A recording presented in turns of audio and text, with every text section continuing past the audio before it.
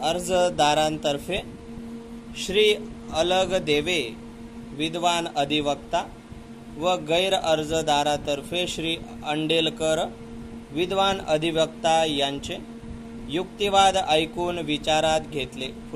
त्याचप्रमाणे सदर मामल्यात दोन्ही पक्षांनी सादर केलेल्या साक्ष पुराव्याचे अवलोकन केले.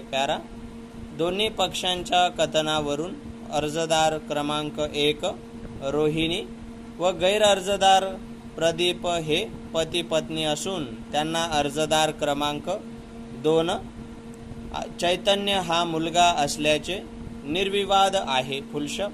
तसेच दोन्ही पक्षांच्या कथनावरून अर्जदार क्रमांक 1 रोहिणी ही अर्जदार क्रमांक 2 मुलासोबत दिनांक 13/3/2013 पासून आई वडिलांकडे माहेरी राहत असल्याची बाब देखील निर्विवाद आहे. वरील मुद्दे एकमेकांसंबंधित असल्याने त्यांचे विवेचन एकत्रितपणे करणे योग्य व सोयीचे होईल. अर्जदार क्रमांक 1 रोहिणी हिने तिच्या साक्षेचे शपथपत्र निशाणी क्रमांक 14 दाखल करून अर्जातील संपूर्ण मजकूर साक्ष शपथपत्रात नमूद केला. सदरहू अर्जदार रोहिणी हिने तिच्या साक्ष शपथपत्रात नमूद केलेल्या बाबी गैर अर्जदाराने उलट तपासणी घेऊन नाकारले नाहीत.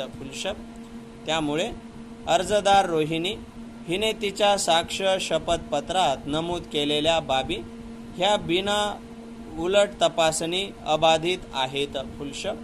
सदर मामल्यातील गैर अर्जदाराने अर्जातील घटना नाकारून त्याचे लेखी उत्तर निशाणी क्रमांक 11 अभिलेखावर सादर केले.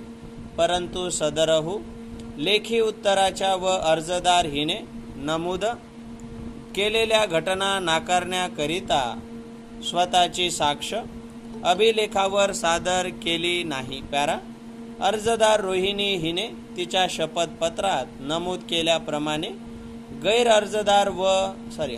अर्जदार हा तिला मारझोड करून शारीरिक व मानसिक त्रास देत होता, ज्यावरून तिने दिनांक 16/1/2013 रोजी गैर अर्जदाराने चांगली वागणूक देण्याची पंचासमक्ष तिला हमी दिली असता ती पुन्हा गैर अर्जदारासोबत नांदण्यास गेली, तरी देखील गैर अर्जदाराच्या स्वभावात कोणताही बदल न झाल्याने दिनांक 13/3/2013 पासून ती मुलाला घेऊन नाईलाजास्तव माहेरी राहत आहे व गैर अर्जदाराने तिला कोणतीही आर्थिक मदत दिली नाही, ज्यावरून तिने वकिलांमार्फत नोटीस पाठवली तरी देखील गैर अर्जदाराने तिला कोणतीही आर्थिक मदत तिच्या पालन पोषणाकरिता केली नाही.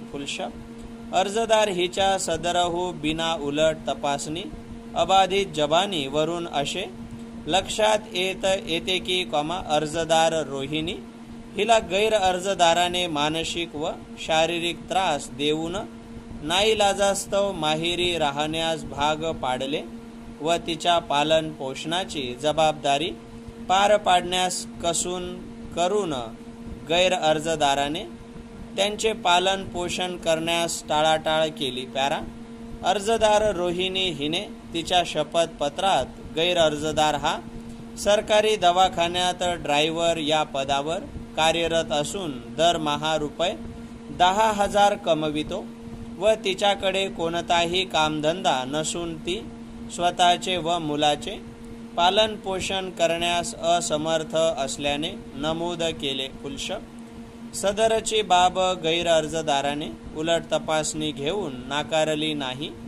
तसेच गैर अर्जदाराने सदर बाबींच्या विरुद्ध नाकारण्याकरिता स्वतःचा साक्ष पुरावा देखील अभिलेखावर नोंदविला नाही.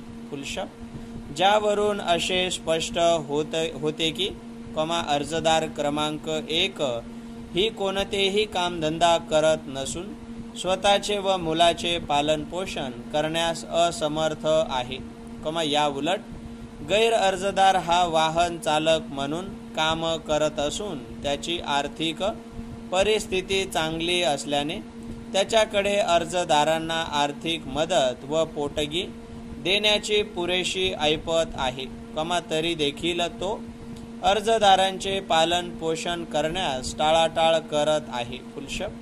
गैर अर्जदाराने नमूद केल्याप्रमाणे त्याचेवर त्याच्या आई व बहिणीची जबाबदारी आहे. तरी देखील सदरहू जबाबदारी खातर गैर अर्जदार पती व वडील म्हणून असलेली नैतिक, सामाजिक व कायदेशीर आर्थिक परिस्थिती व जबाबदारी पार पाडण्यास टाळाटाळ करू शकत नाही. जेव्हा की गैर अर्जदाराची आर्थिक परिस्थिती चांगली असून तो अर्जदारांना सहज आर्थिक मदत करू शकतो. अभिलेखावर सादर केलेल्या पुराव्याचे वरील प्रमाणे अवलोकनार्थ असे लक्षात येते की अर्जदार क्रमांक 1 ही गैर अर्जदार प्रदीप याची विधिवत पत्नी व अर्जदार क्रमांक 2 चैतन्य हा मुलगा असून त्यांच्या उदरनिर्वाहाची संपूर्ण नैतिक, सामाजिक व कायदेशीर जबाबदारी ही गैर अर्जदारावर पती व वडील म्हणून असून देखील सदरची जबाबदारी पार पाडण्यास तो कोणत्याही संयुक्तिक कारणाशिवाय टाळाटाळ करत आहे. सबब सदर मुद्द्यांचे उत्तरार्थ माझे निष्कर्ष होकारार्थी नोंदवत आहे. वरील विवेचनार्थ गैर अर्जदाराकडून अर्जदारांना दरमहा पोटगीची रक्कम मिळण्यास पात्र आहेत. गैर अर्जदाराची आर्थिक परिस्थिती विचारात घेता अर्जदार क्रमांक 1 हिला ₹2,000 व अर्जदार क्रमांक 2 चैतन्य याला ₹1,500 दरमहा पोटगी ही अर्जांचे तारखेपासून फौजदारी प्रक्रिया संहिताचे कलम 125 नुसार देण्याचे गैर अर्जदाराविरुद्ध आदेश करणे न्यायोचित होईल. सबब सदर मुद्द्याच्या उत्तरार्थ मी खालील प्रमाणे आदेश पारित करत आहे. नंबर 1 सदरचा अर्ज अंशतः मंजूर करण्यात येतो. नंबर 2 गैर अर्जदार प्रदीप मुळे याने अर्जदार क्रमांक 1 सौ रोहिणी मुळे हिला दरमहा ₹2,000 व अर्जदार क्रमांक 2 चैतन्य मुळे यास ₹1,500 पोटगी अर्जाचे तारखेपासून म्हणजे दिनांक 24/11/2014 पासून द्यावे. स्टॉप.